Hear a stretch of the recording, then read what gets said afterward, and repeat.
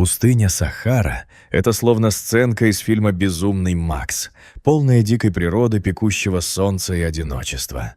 Она вызывает образы безжизненных дюн, палящего зноя и опасных условий, где нет места для людей.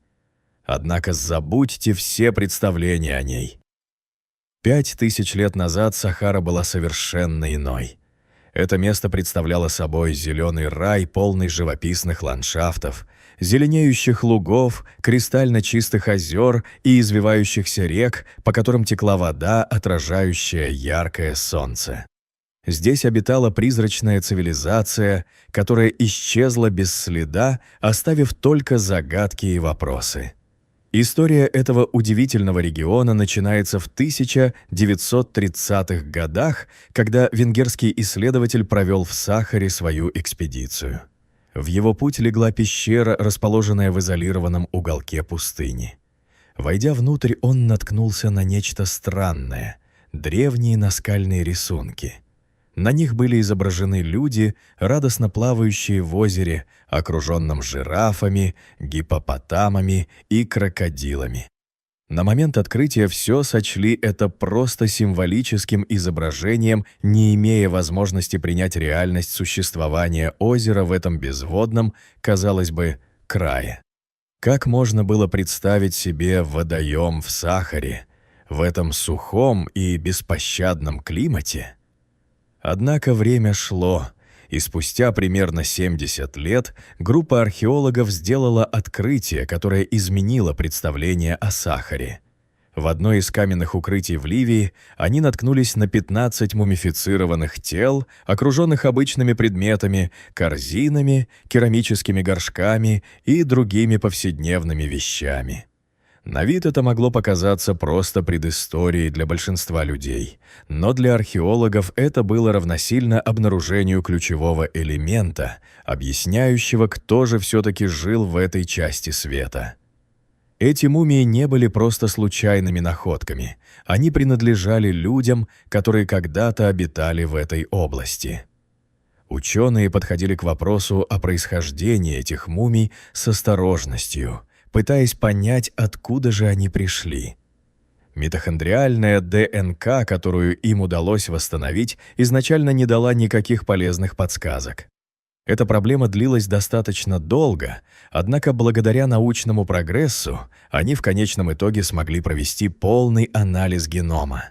Результаты оказались удивительными и поразительными, открыв перед учеными множество тайн. Эти люди принадлежали к человеческой линии, которая была совершенно неизвестна и жила в изоляции от остального человечества на протяжении 1000 лет. На протяжении многих десятилетий исследователи предполагают, что место их обитания, Зеленая Сахара, была подобием доисторической автострады, зеленым коридором, который люди и животные использовали для миграции между подсахарной Африкой и Средиземным морем. Однако мумии разрушили эту теорию, как огромный гиппопотам, сидящий на песчаном замке, просто сокрушили ее одним своим весом. Генетические данные этих мумий показали нулевую генетическую смесь с подсахарными и евразийскими переселенцами, подтверждая, что их ДНК оставалась чистой на протяжении 7000 лет. И что совершенно поразительно, их наиболее близкими генетическими родственниками оказались не соседи, живущие прямо под известной пустыней, а древние собиратели-охотники из Марокко и даже существа, которые жили на территории сегодняшней Чехии, когда тот регион еще не имел статуса страны 50 000 лет назад. Но это еще не все. В ДНК этих мумий также были найдены крошечные следы неандертальской ДНК, всего 10% от того объема, который обычно встречается у современных евразийцев. Если вы изучали биологию, вы, вероятно, знаете, что неандертальцы обитали преимущественно в Европе и Азии, и ранние люди смешивались с ними только после миграции из Африки. Но вот странный момент – жители Зеленой Сахары никогда не покидали Африку. Как же они могли получить неандертальские гены? Основная теория предполагает, что их предки смешивались с неандертальцами в Северной Африке 50 тысяч лет назад, прежде чем осесть в Сахаре и полностью прекратить контакты с внешним миром. Археологи также нашли кости домашних животных и инструменты, сделанные из камня и дерева, в этом укрытии, что подтверждает идею о том, что эти люди вели процветающее пастушеское хозяйство. Это открытие заставило ученых долго размышлять, так как в Африке селекция животных в целом не развивалась. Так как же они научились одомашнивать скот и ведению пастушеского хозяйства, если никогда не контактировали ни с кем? Существуют теории, предполагающие, что, вероятно, у них не было ничего похожего на древние уроки на YouTube, показывающие, как это делать. Возможно, они обменивались знаниями с соседними группами, но, как считают исследователи, лишь на уровне обмена знаниями. Никаких генетических помех, никаких поцелуев или слияний слюны. Почти трудно поверить, что они не смешивались ни с кем извне. В конце концов, кто бы не хотел жить в процветающей цивилизации, расположенной посреди зеленого рая, где можно наслаждаться свежим молоком, питательным мясом и даже использовать кровь животных в качестве источника белка, это было бы просто лакомство. Благодаря их стадах им не приходилось каждый раз охотиться на еду, выделяя время для мирной жизни, а обилие водных источников делало существование довольно сладким. Тем не менее, они никогда не женились на чужаках. Почему? Возможно, это было культурное решение – никогда не встречаться с представителями других групп. Или, возможно, сам ландшафт создавал условия изоляции. Это именно те места, на которые ученые ставят свои ставки. Они полагают, что густые леса и реки, которые существовали в Зеленой Сахаре, действовали как знак «не входить», создавая географический барьер, изолирующий животных, растения и целые общины. Теперь вы, вероятно, задаетесь вопросом, как же Сахара снова стала зеленой после всех этих климатических бедствий, а затем вновь вернулась к пустыне? Все началось 15 тысяч лет назад. Я тогда не был в этом мире. Когда Земля расставалась с холодным дыханием ледниковой эпохи, ось нашей планеты шаталась, и это создало необычные климатические условия. Из-за этого северное полушарие приблизилось к солнечным лучам, получая дополнительные порции света и тепла. Это вечное лето превратило Северную Африку в громадный магнит для влаги, забирая воду из Атлантики и заставляя ее проливаться на Сахару. Результатом этого неимоверного объема дождей стала зеленая саванна с озерами, которые по размеру могли сравниться с маленькими странами. Но следует отметить, что африканский влажный период пришел не просто как одноразовое чудо. Реальность такова, что этот вечный цикл смены зеленого состояния и пустыни происходил в Сахаре более 230 раз с момента ее образования. Во время одной из этих смен Сахара даже увеличилась в размерах, став больше, чем сегодня. Когда зеленая Сахара вновь проявилась, можно было ожидать ренессанса экосистемы в этом регионе. Это была не просто легкая зеленая пыльца травы. Мы говорим о полном преображении. Этот переход был настолько кардинальным, что даже привел к изменению животного населения.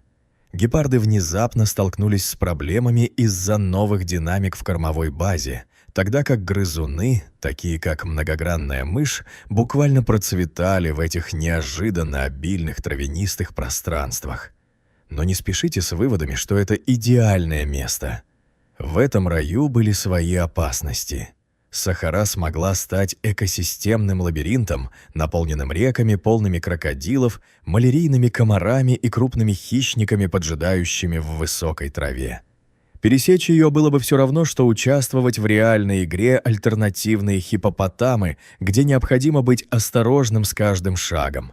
Вероятно, поэтому больше групп не селилось здесь надолго. Каждые 20 тысяч лет климат Сахары колебался между влажностью и сухостью, создавая не очень уверенное прошлое. Для многих древних людей было гораздо разумнее рассматривать зеленую сахару как шведский стол. Это означало собирать ресурсы и покидать место до того, как пустыня вернется. Несмотря на это, период зеленой сахары просуществовал 10 тысяч лет, давая нашим загадочным пастухам много времени для разведения. Но около 5000 лет назад ось Земли снова сместилась, и дожди отошли, а Сахара высохла быстрее, чем лужа в разгар июля. С возвращением пустыни пастухи, которые раньше процветали в зеленой сахаре, не имели выбора, кроме как собрать свои стада и уйти. Некоторые исследователи предполагают, что они мигрировали к Нилу, прокладывая путь к древнему Египту. Так что, возможно, их наследие действительно продолжает жить. Кроме того, их совершенно чистая линия, может, и вымерла, но некоторые слабые генетические следы мумий все еще можно найти у людей, которые живут в Северной Африке сегодня. Однако интровертные мумии были не единственными, кто использовал зеленую сахару как уютное место для жизни. На самом деле у них были соседи прямо за углом в деревне у озера в Нигере. Эти люди прожили там на протяжении 5000 лет и оставили после себя самое древнее кладбище в Сахаре. Этот уникальный некрополь включал в себя человека, похороненного в панцире черепахи, улыбающегося мужчину с отшлифованными зубами и трогательное семейное объятие, запечатленное во времени. Эти люди были жертвами тех самых вод, которые когда-то дули на их здоровье и благосостояние. Впоследствии эти люди также исчезли, как это произошло с нашими интровертными друзьями. Все это служит подтверждением того, что эта пустыня оказывается более хитрой, чем можно было бы представить, создавая ландшафт, который отбирает рай одним действием, а возвращает его при другом. В завершение важно отметить, что изучение таких местах, как Сахара, позволяет нам не только заглянуть в прошлое, но и лучше понять, как изменялась жизнь на Земле на протяжении времени. Возможно, это помогает нам осознать важность сохранения экологического равновесия и необходимость поиска устойчивых решений, обеспечивающих гармоничное сосуществование человека и природы. На этом у меня все на сегодня. Так что, если вы удовлетворили свое любопытство, не забудьте поставить видео лайк и поделиться им с друзьями.